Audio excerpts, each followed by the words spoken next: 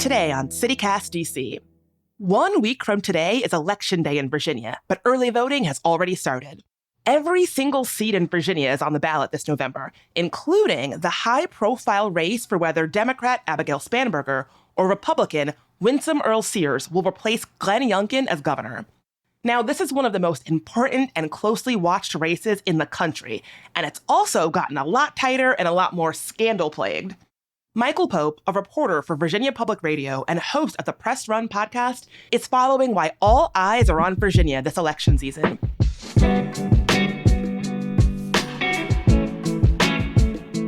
Today's Tuesday, October 28th. I'm Bridget Todd, and here's what DC is talking about.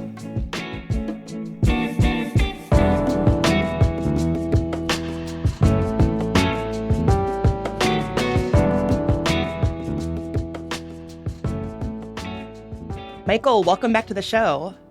It's great to be back. Thank you.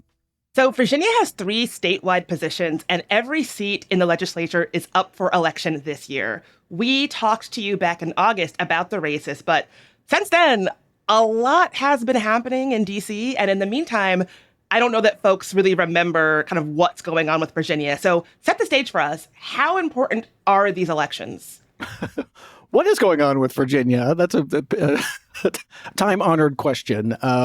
So voting is currently going on. Virginia has one of the longest amounts of early voting of anywhere in the country, 45 days. There's only one other state that rivals that, and it's only by like half a day or something. So basically the longest early voting anywhere in the country. All 100 seats of the House of Delegates are on the ballot.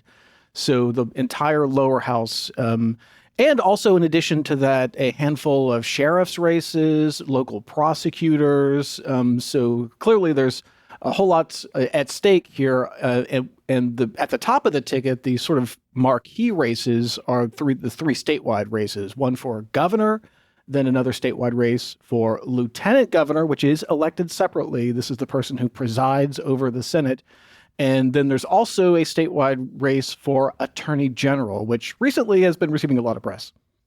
So let's talk about the governor's race, because the last time that we spoke about this back in August, the Democratic candidate, Abigail Spanberger, was really outperforming the Republican candidate, Winsome Earle-Sears, both in funding and in the polls by quite a lot.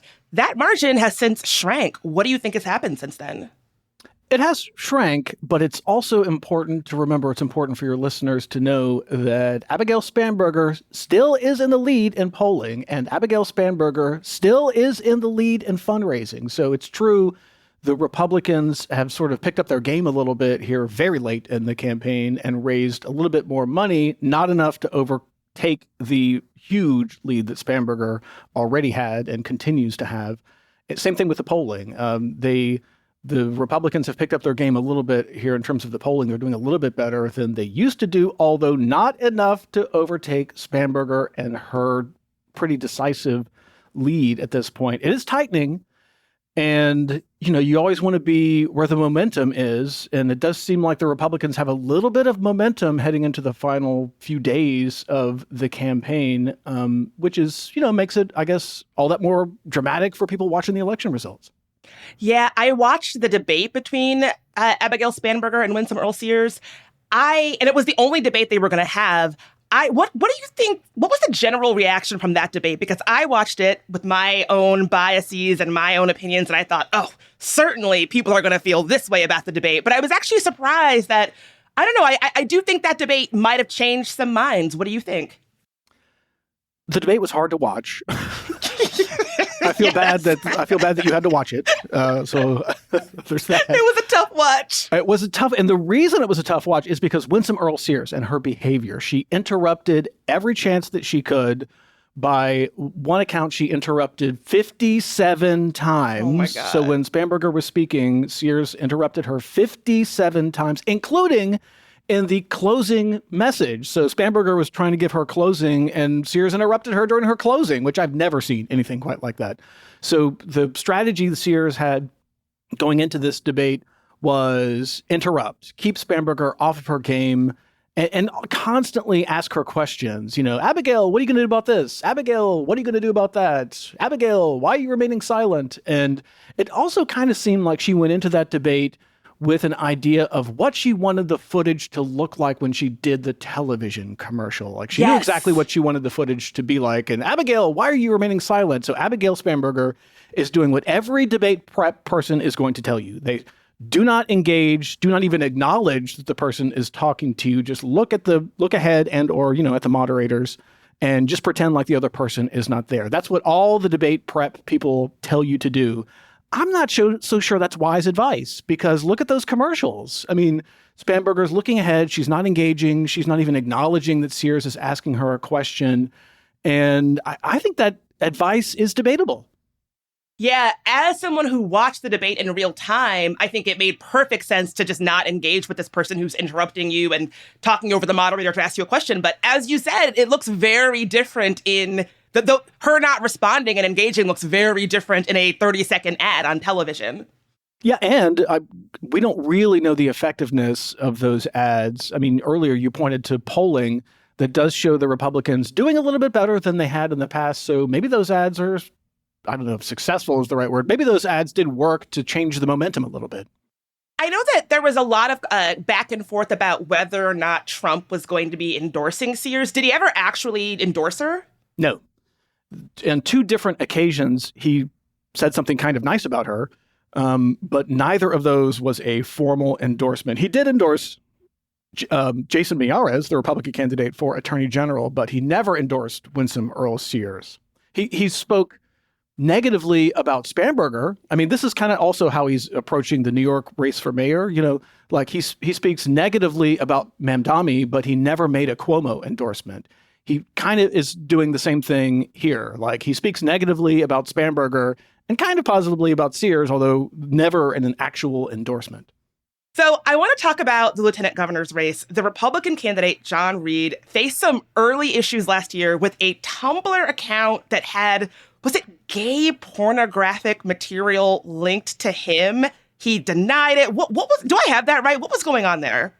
Yes, there is a Tumblr account that was off color. Some of it was kind of R-rated. Some of it was kind of X-rated. He denies that it's his, and it had the same username that he has used on other occasions. And so there were a lot of people who were speculating that it was his Tumblr account because of the name, and it was the same username. However, he has denied that this was his account. And later in the campaign cycle, there were even more shocking things that were revealed to have been on this now deleted Tumblr account involving Nazis. It was like not Nazi fetishism.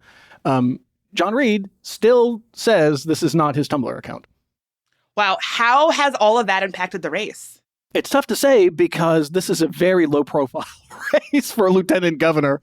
Not really the kind of thing that most people follow. There have been no debates for lieutenant governor. So under normal circumstances, we'd have lots of debates. Like three debates for the governor and maybe 2 for the attorney general and 1 for the LG. But in this campaign cycle, we had 1 for the governor, 1 for the AG, and 0, not one single debate for lieutenant governor. That's not for a lack of trying. I know all the news organizations were trying to get the LG candidates to debate. I personally tried to make one happen on my podcast, and that didn't work out either. That would have been so good, though.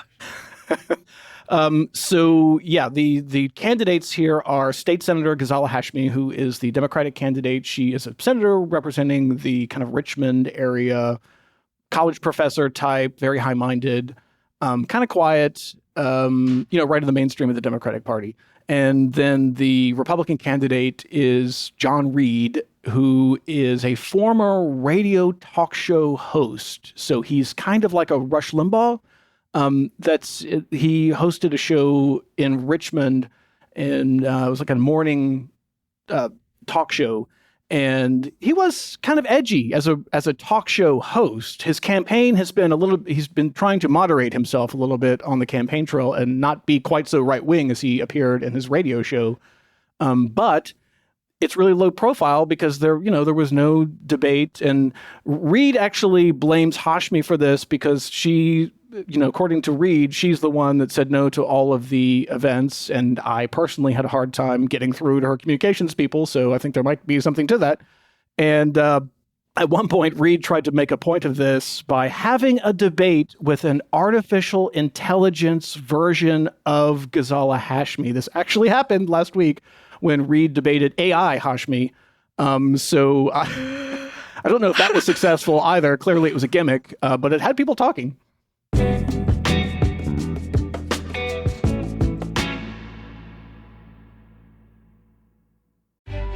Hey, DC. With everything happening in the political world right now, I've got a chance for you to come together and dig deeper. Double Exposure Investigative Film Festival, where investigative journalism meets cutting-edge documentary, is happening Thursday, October 30th through Sunday, November 2nd, right here in DC. This year's lineup explores how truth, trust, and power are being reshaped in real time. There's the U.S. premiere of Eugene Jarecki's Golden Globe-winning deep dive into WikiLeaks founder Julian Assange called The $6 Billion Man, and Cover Up, the new film from Oscar winner Laura Poitras and Emmy winner Mark Obenhaus, along with 23 more film premieres never before seen in Washington. Plus, there's panels and workshops with the journalists and filmmakers behind the films. In a moment when facts and narratives are constantly shifting, Double Exposure is a place to gather and discover, to question and connect. Catch the full lineup and get your tickets at dxfest.com. That's dxfest.com.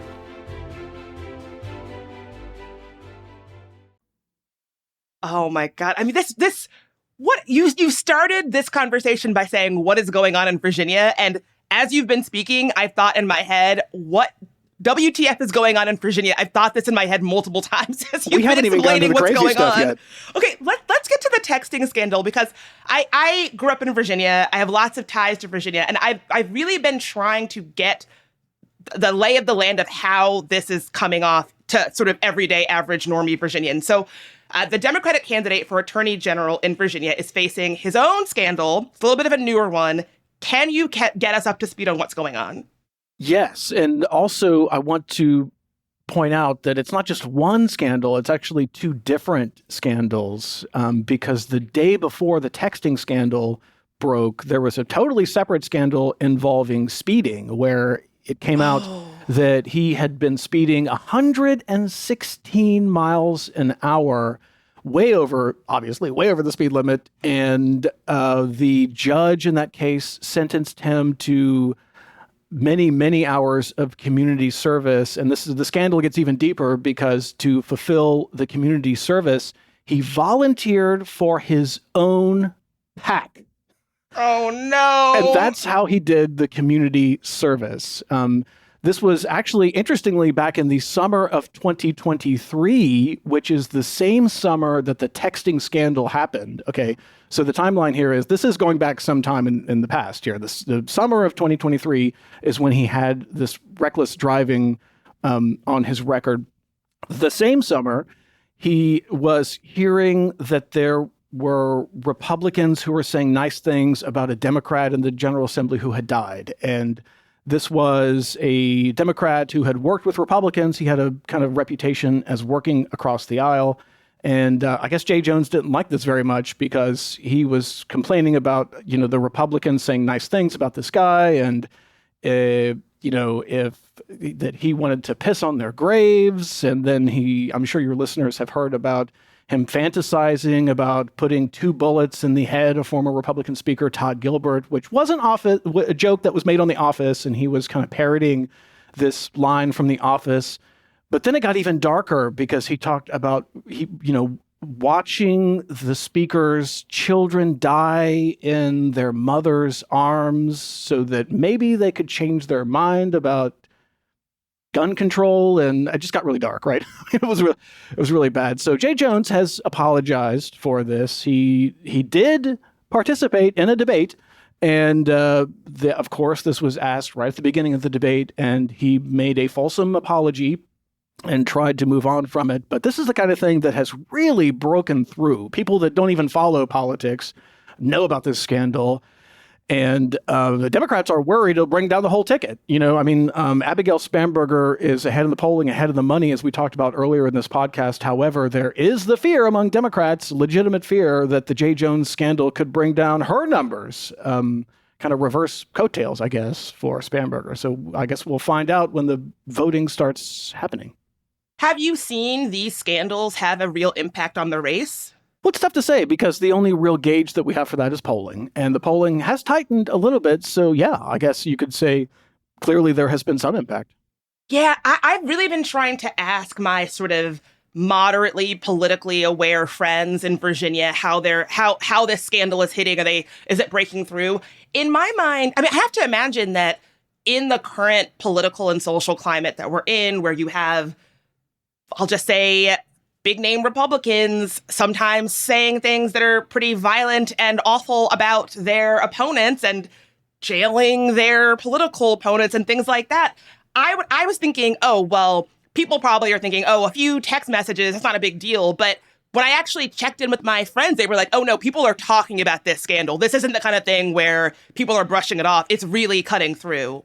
It's definitely cutting through. No doubt about that. However, I will say, the Republicans were undercut here a little bit because just as this J. Jones texting scandal was breaking through and your friends were all talking about it, right at that moment is when Politico dropped that story about the young Republicans and their Nazi text group, right? So the Republicans were trying to get as much mileage as they could out of the story, but they were undercut by this Politico reporting about young Republicans fetishizing Nazis.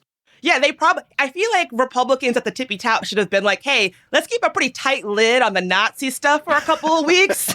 Just keep a tight lid on it. Ixnay on the Z-nay. Yeah, exactly. Okay, so we hit the big 3 statewide races. What about some of the local races? Are there any big trends that you're noticing that we should be on the lookout for? Yes. So one of the most interesting trends here with the House races to watch is how many of them are in Northern Virginia and or adjacent to Northern Virginia. So in Fredericksburg, we've got incumbent Democrat Joshua Cole. He's got a Republican facing him, Sean Steinway. That's a very competitive race, one to watch. And then in Prince William County, we've got incumbent Democrat Josh Thomas. He's got a Republican challenger, Gregory Lee Gorham. And then on the Republican side, there is a Republican delegate who represents Prince William, Ian Lovejoy. He has a challenger who might be a familiar name to your listeners because she's a former delegate in the House of Delegates, Elizabeth Guzman. So that's definitely one to watch there in Prince William County. This is one the Democrats are targeting as one of their incumbent Republicans that they want to overturn. And then there's another really interesting one out in Loudoun County where you got an incumbent Republican, Gary Higgins. And this is another one that Democrats are targeting with John McAuliffe is their candidate, hoping to oust Higgins. So I know a lot of people think of Northern Virginia as being solidly blue and solidly Democratic, but there are incumbent Republicans in Northern Virginia that Democrats are trying to oust in this election, Delegate Ian Lovejoy and Delegate Gary Higgins.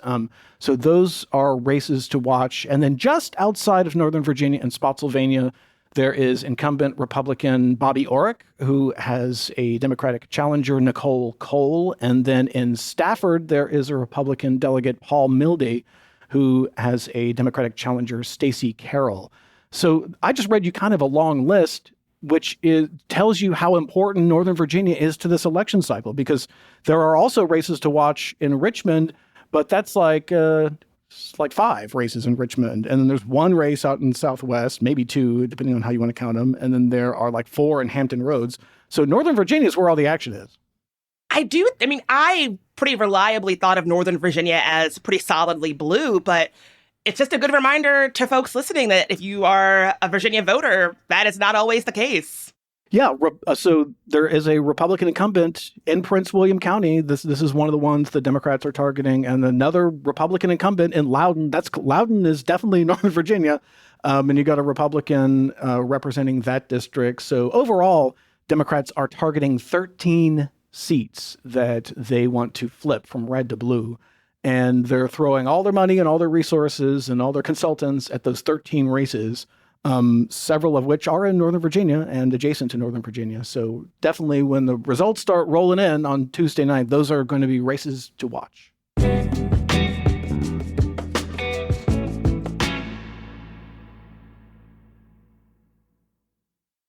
I understand there is a ton of money being pumped into this race. Where is this money and all these resources coming from? Well, interest groups, Dominion Energy is a perpetual source of money for all kinds of candidates. And then there's the anti-Dominion group that wants to counter the influence of Dominion. So right there, you got a ton of money. And then, there are all these different interest groups that want things to happen. Like, for example, gambling. Gambling is a huge issue in Richmond. Every election cycle, they talk about, well, let's consider this new casino, or let's talk about skill games at your convenience stores. And so interest groups that want to have more gambling and sports betting in Virginia are also throwing a lot of money around. I also like to get a sense of not just where the money's coming from, but where it's going, because people always think about television commercials, which is true at the statewide level. And even to some extent, these House races, in fact, some of the House races I was just talking about, I have personally seen several TV commercials for those, so I know that they're out there. But there's also, we live in a digital age, and so digital advertising is kind of, every election cycle, it becomes more important, and so it's going there. And then also you've got this new phenomenon known as pink slime. Are you familiar with pink slime? So this is a term that I think originally was from the meatpacking industry about like filler. Pink slime is filler. But in the journalism world, you can stand up something that looks like a news organization that's actually a promotional campaign for a party or a candidate, and actually print hard copy newspapers that look like actual newspapers that you send to people's mailboxes so they receive this via postal mail. And there's also an online element to this. But it's all promotional. It's promotional for the party. It's promotional for the candidates. It's very partisan and one-sided, which, by the way, for most of American history, that's what journalism was. It's like this idea of having nonpartisan journalism that tells both sides of the story. It's like that's a very new phenomenon. For most of American history, journalism has been extremely one-sided and partisan. So this pink slime thing is actually kind of a return to norms in a way. I had never heard of that. That it's interesting that it feels like a new thing, but it kind of is just a return to something that is very familiar. Yeah, and so when these things started appearing in people's mailboxes, there were a lot of people who were kind of angry about it and posting on social media. But like I said, if you look at the history of newspapers, you will find, the Bedford Democrat and the Lynchburg Republican and even the name. So where I live in Alexandria, there's the Alexandria Gazette. And so like the word Gazette actually implies that it's a Federalist newspaper. So you have to know the language of the era in order to sort of unpack the meaning behind the word Gazette. But it's clearly not a Jeffersonian newspaper, right? You know that just by looking at the name. You mentioned earlier Dominion Power. I did a couple of sessions of doing doors while campaigning in Virginia, and I was really struck by how many doors I knocked on where people told me that they were very, very worried about data centers. And I if there was one takeaway from my campaign session of doing doors, is that in Northern Virginia specifically, folks are really concerned about data centers. How do you see that shaping this race at all? Oh, it's definitely shaping the races. If you think about those House races in Northern Virginia, particularly, the data centers is kind of top of the agenda. And also, if you think about like the two Prince William seats that are highly competitive. So Prince William is one of the Northern Virginia counties. It's got incumbent Democrat Josh Thomas and incumbent Republican Ian Lovejoy. In this most recent session earlier this year, they both of them had bills to crack down on the data center industry because that's politically viable. That's what the voters want, as you just mentioned. One of them passed the General Assembly and went to the governor. That was the bill that was introduced by the Democrat. Democrats control the General Assembly, so they let the Democrats' bill go to the governor. One of them didn't get out of committee. That's the Republicans' bill. His bill never got out of committee. But when the Democrats' bill got to the governor, who's a Republican, guess what he did with it? He vetoed it. So there was no action on cracking down on data centers in this most recent General Assembly session, but it's definitely something you hear about on the campaign trail, and all the candidates are trying to position themselves as, protecting the interests of neighborhoods and protecting the interests of people that don't want to live near these things or hear them. They make a lot of noise, and there are environmental problems. They use a lot of water. And so, this is a huge, thorny issue. There was a government report that came out recently by this group that makes recommendations. It's called the Joint Legislative Audit and Review Commission, known by the acronym JLARC. And none of that's important. But the important thing is this report put out all these recommendations about what can and should be done by the General Assembly. And so far, they have done zero. They have done none of those recommendations so far. But there's always next year. Yeah, I'm not even kidding. Somebody, when I knocked on their door, they were like, hold on a minute. And then they ran to get their power bill to show me how much it had increased. So this is this is an issue people really, really care about in Virginia. Now, the answer to why the power bills are going up has a partisan dimension, right? Because Democrats will say, well, that's because the price of fossil fuels is going up. And Republicans will say, no, it's green energy and the cost of the huge cost of doing these wind farms off of the coast of Hampton Roads. That's what's making the cost go up. So it's true. Everybody is very worried about the rising cost of power and the rising energy bills. And all the candidates want to figure out a way to respond to that. And right now, there is a partisan dimension to how the candidates are interpreting that and talking about solutions on the campaign trail. So Virginia is such an interesting place. When we talked back in August, we talked about it as sort of a bellwether on the president, how people are feeling about the president. What do you think it says that the race is pretty tight and it's currently up in the air? Virginia is always done this zigzag thing where when the presidential election goes one way, then it goes the opposite direction. And this goes all the way back to Watergate, right? So the first time this happened was the presidential election of 1976 when Jimmy Carter was elected. And then the next year, 1977, Republican John Dalton was elected. And that actually started a pattern. And throughout the Reagan-Bush years, Virginia elected Democrats. And then in the Clinton era, Virginia elected Republicans. And then in the Bush era, Virginia elected Democrats. And so as you see, this is the pattern. It always goes this way, with one exception. After Barack Obama's reelection, Virginia went with Democrat Terry McAuliffe. He's the guy that kind of broke the mold. But then the next election, this pattern started back up again. So I think there is a lot of historic precedent to this being the Democrats' election to lose. That makes a lot of sense. Michael, thank you so much for being here. I feel like there is not a topic I could bring up about what's happening in Virginia that you would not be able to give a deep dive on. So I really appreciate it. Here, so. And I guess the next time we talk will probably be after the election. I'm looking forward to it.